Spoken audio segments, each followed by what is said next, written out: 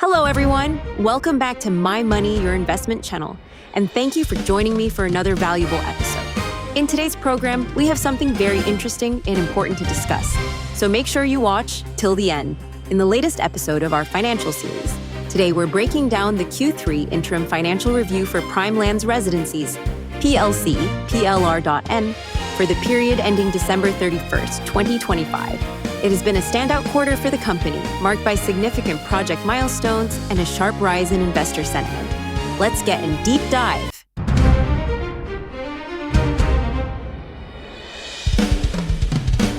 You are watching My Money, Your Investment channel.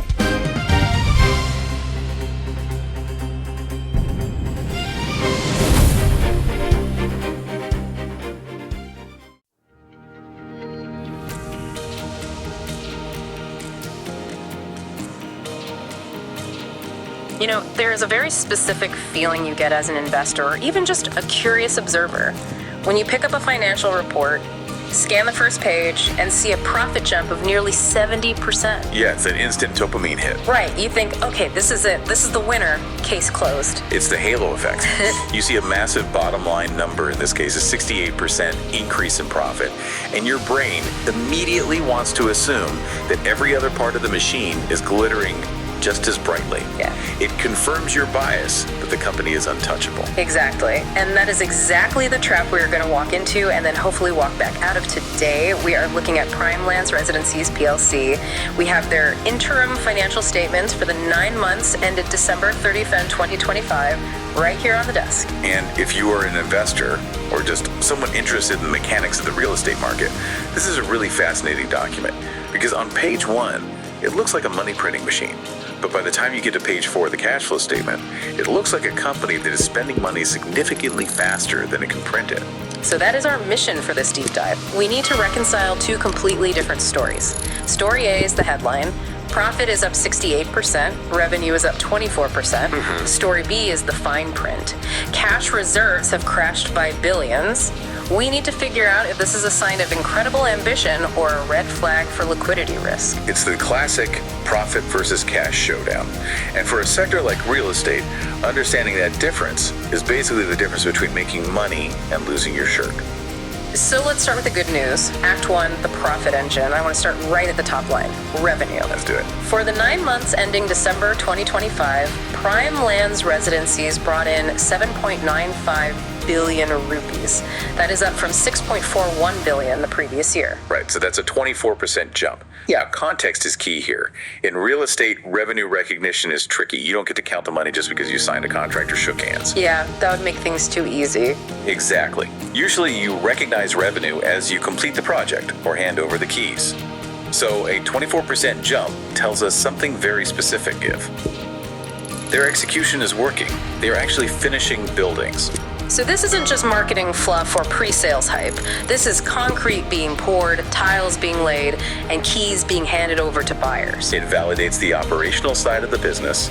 They are converting their order book into recognized revenue. But what struck me even more than the revenue growth was that they aren't just selling more. They seem to be making more on every rupee they sell. I'm looking at the gross profit line. Yes, this is arguably the most impressive metric in the first half of the report.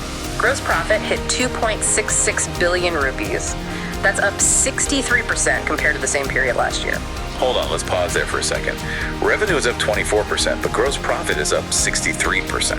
How does the profit grow nearly 3 times faster than the sales? It's all about margin expansion. In an inflationary environment, which we know the construction sector is constantly fighting with raw material costs, expenses usually eat up your profits. We did see the cost of sales go up to about 5.29 billion, but crucially, it didn't rise nearly as fast as their revenue. So either they successfully raised prices on the apartments, or they managed to lock in raw material costs before prices spiked. Likely a mix of both. They managed to widen the gap between what it costs to build and what they sell for.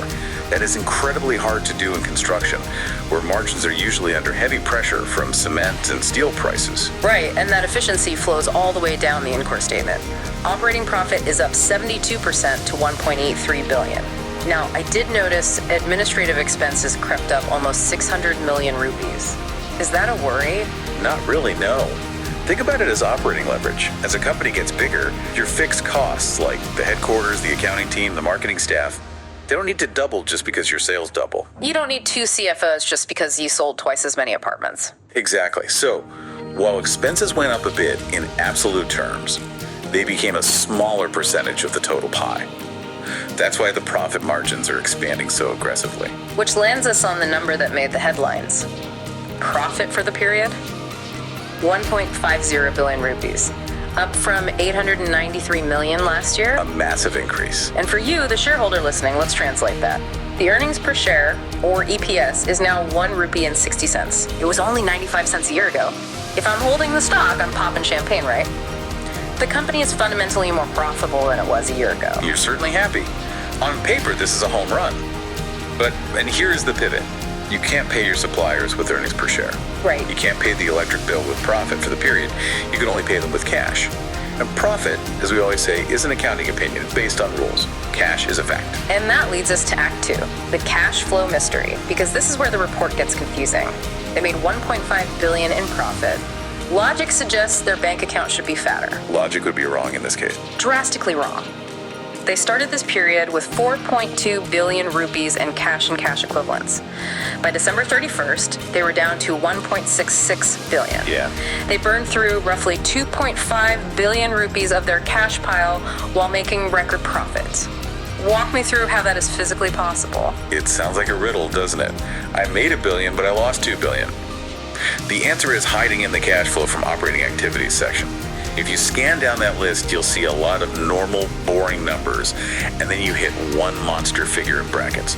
I see it. Increase in inventory properties. Negative 9.55 billion rupees. There it is. Nearly 10 billion rupees. Okay, for the listener who might not be an accountant when we say inventory for real estate company, we aren't talking about boxes of cereal sitting in a warehouse.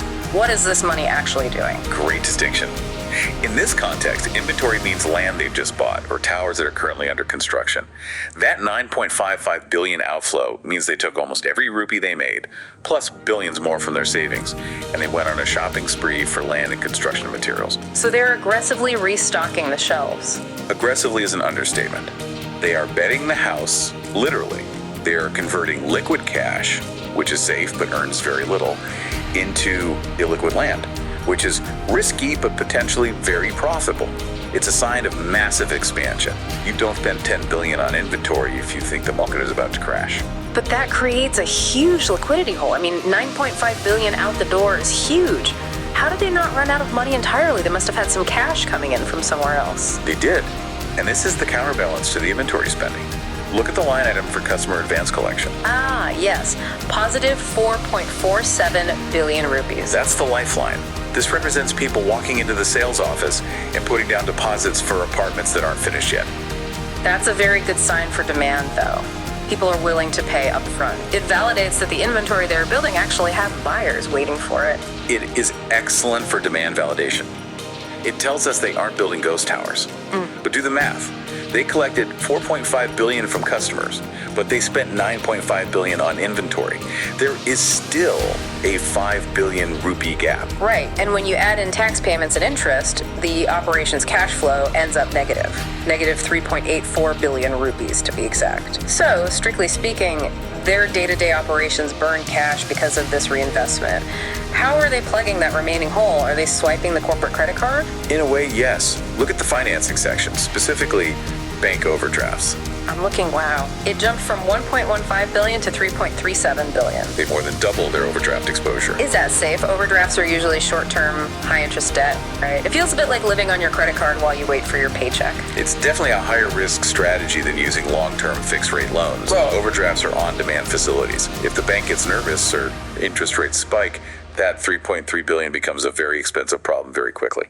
We can see finance expenses are already around 180 million rupees for the period. So, to summarize Act 2, they are profitable on paper, but cash poor because they are taking every cent plus customer deposits plus bank overdrafts and shoving it into the ground to build more towers. That is the perfect summary. They are running a high-growth, high-leverage engine. It goes fast, but it runs hot. They're essentially bridging the gap between buying land and selling apartments with short-term bank money. Which brings us to Act 3, the fortress. We need to look at what they actually own after all this spending. Let's look at the balance sheet.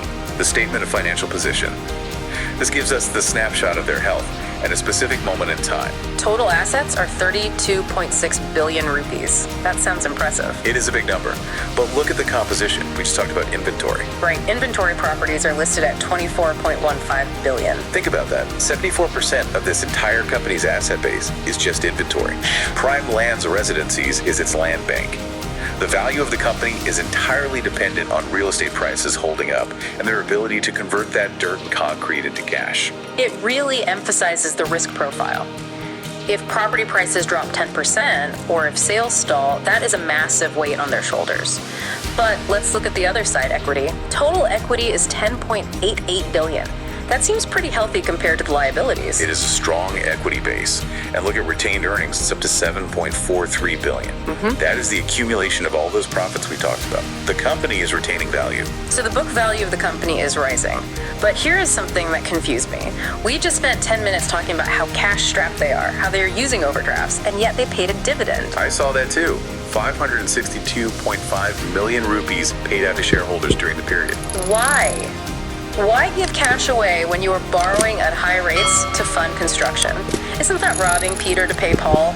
If I were the CFO, I'd want to keep that 500 million to pay down the overdraft. It's a very specific signal. Management knows exactly what they're doing.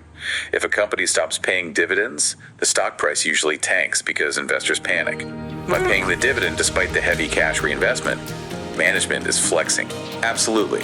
They're telling the market, relax. We know we're spending heavily on inventory, but we are so confident in our future cash flows that we can still reward you today. It's about projecting strength. It's a confidence game. Exactly. But we have to be clear, it also adds to the leverage. They are effectively borrowing money or using cash that could have reduced borrowing to pay that dividend. Let's talk about who is receiving that dividend. Who actually owns this behemoth? This is a highly concentrated ship. Primeland's Private Limited, the parent company, owns about 75%, so they call the shots. The dividend checks are mostly going to the parent company. But there is a public float. About 24% is out there in the wild, held by roughly 7,800 shareholders. Yeah, and they are fully compliant with the listing rules for public holding. But it's not just retail investors like you and me. I scanned the top 20 shareholders list. You've got Deutsche Bank, AG Trustee Fund holding nearly 2%. Union Assurance is there with about 1.6%. Why does that matter to the average listener? Institutional investors like banks and insurance companies don't usually buy stocks on a whim. They have risk committees. They have analysts crunching these exact same numbers. The fact that they're holding significant stakes suggests that they've done the math on this liquidity strategy and decided the growth potential is worth the risk. It's a layer of external validation. Okay, so we have a majority parent, strong institutional backing, and a stock trading around 33 rupees.